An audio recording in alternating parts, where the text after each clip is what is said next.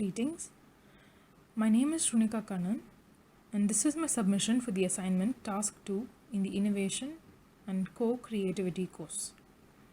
For this task, I have chosen to work on an extract of a book by Chris Lewis on the theme of information overload. The article summarizing the book is entitled How to Reclaim Your Creativity in a Hyper-Connected Work Culture.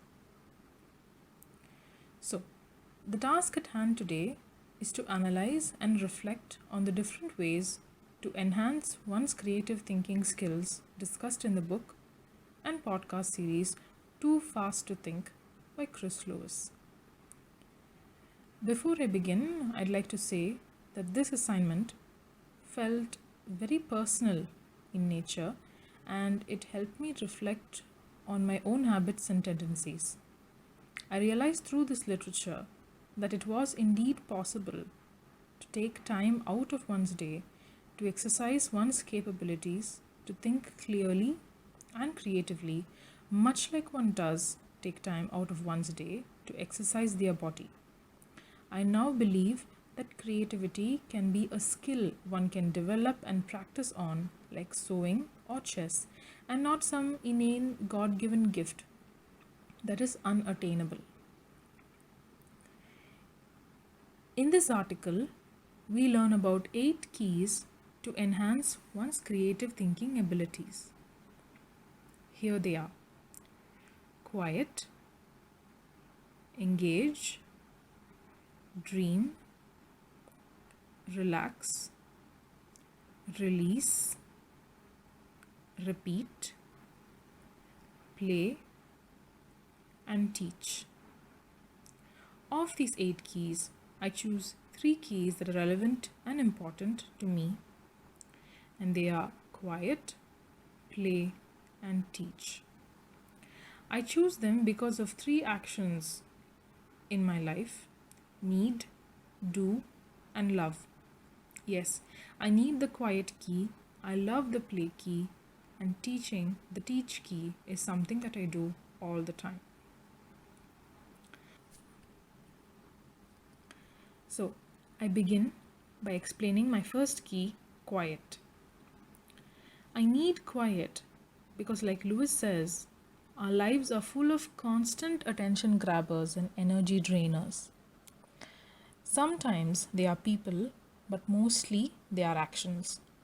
I believe that the quiet key will help me avoid these distractions and help me make some time to foster creative thought. This was the biggest revelation to me personally, that we should be able to take time out to indulge and encourage our creative thoughts. Next, I move on to my second key, play. I choose play because it is an activity that I love. But not just that. Any activity, any play activity is one that helps us build and collaborate. It helps us immerse ourselves in otherwise imaginary scenarios and gives us the tools to empathize and be creative. I love playing board games, and I realize that I do come up with creative and different solutions and strategies to win these games. But not just that, this is also something that I have learned while reading for the task 1, where I analyzed an article on playing video games and how they can teach empathy and thereby creativity too. Finally, I choose teach key because it is my profession and it is something that gives me a sense of meaning. As Lewis says, and as I have experienced, teaching is an activity that helps us look into ourselves. It helps us share, learn, and discuss. And finally, it helps us create meaning.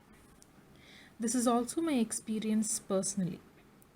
History was not my favorite subject as a student, but as a teacher, when I'm focused and forced to teach it, I find new ways to make history memorable, thereby making the subject more interesting both for me and for the students. So to conclude, according to me, the keys of quiet, play, and teach are the most pertinent and personally relevant.